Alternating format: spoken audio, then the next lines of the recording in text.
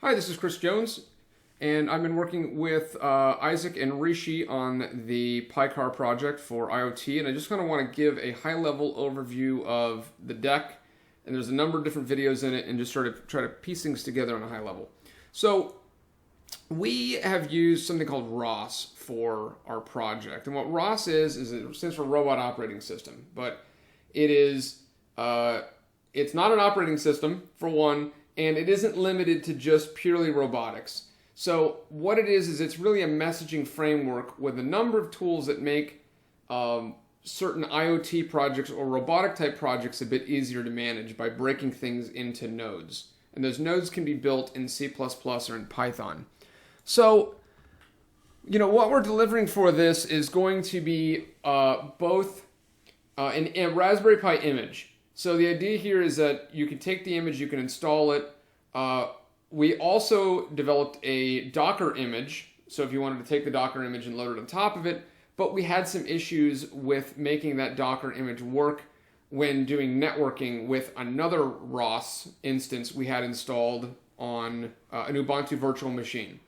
So you can use either one. I think the recommendation would be just take our Raspberry Pi image, install the image on an SD card, put it in your Raspberry Pi, and then go ahead and do your apt-get update and upgrade, dist upgrade, so that you can make sure that, because it could be some number of months old, what we've made before you're able to, by the time you install it. So make sure you've done your updates when you get it.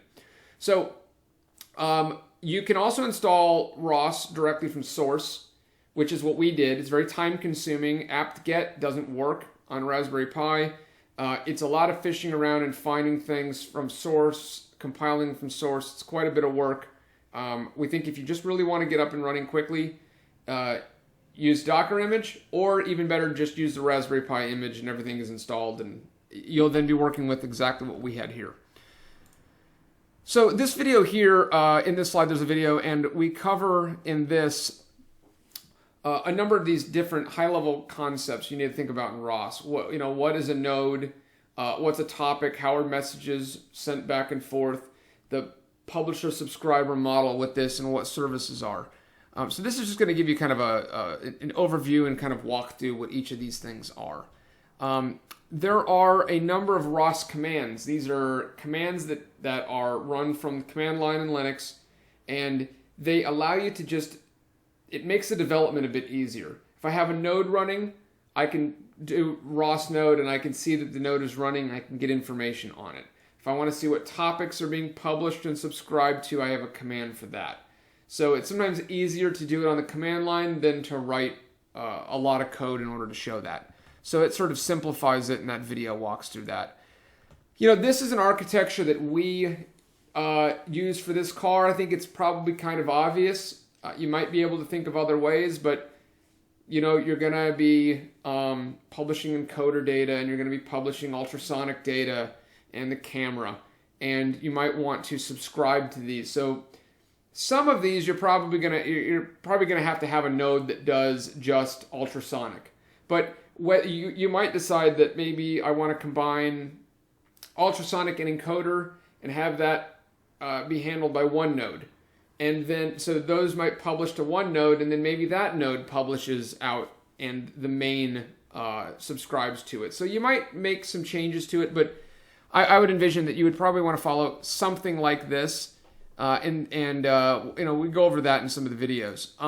ROS Networking, this video covers specifically how you make ROS work in a networked environment. So in this example, we have ROS running on the car, on the Raspberry Pi, and we have an Ubuntu virtual machine that is running in Windows. It could be running wherever, but this Ubuntu virtual machine, and it also has ROS, and we use that just for A-star, but we also use it for other visualization tools. So we use something called RQT, lets you visualize what's connected to what.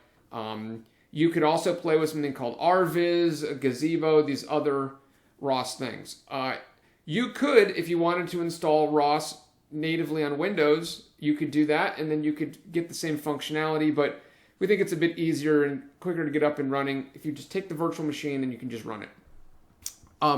ROS Bridge is a third-party add-on. It's a node, or it's a package for ROS you install. We've already installed it on the Raspberry Pi running in the car. We've installed this. And what this does is this, similar to how you can do this ROS to ROS communication like we did in the last video, this creates a WebSocket server. And this is nice if you have an external system. In our case, it was Unity. And we want to be able to send and receive JSON. So we send a JSON request that says, I want to subscribe to this topic that's maybe encoder count. And I can send a JSON that says I want to subscribe to this, and then it will send me back a continuous feed of that information. Or we did for Unity is we subscribed to an IMU and encoder and all these different systems. We get all that data into Unity, and then what we're going to do is we're going to then publish from Unity commands such as if somebody presses a button that says to make the car move forward or to move right.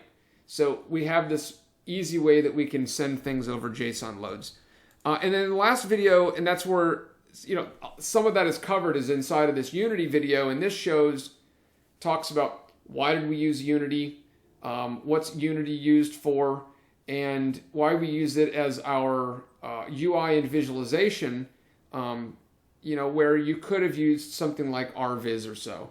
And Unity runs in Windows or Linux and Mac. You can run it on those, but you can export out your actual project, or your binary can be exported into a number of different things. So if you wanted to create, for example, an Android app that talked to ROS, you could make one for your phone inside of Unity, and then that's going to just talk over JSON to ROS Bridge, and it's going to be able to do its thing. So this video goes into how you could do that, and then how we were able to create that interface.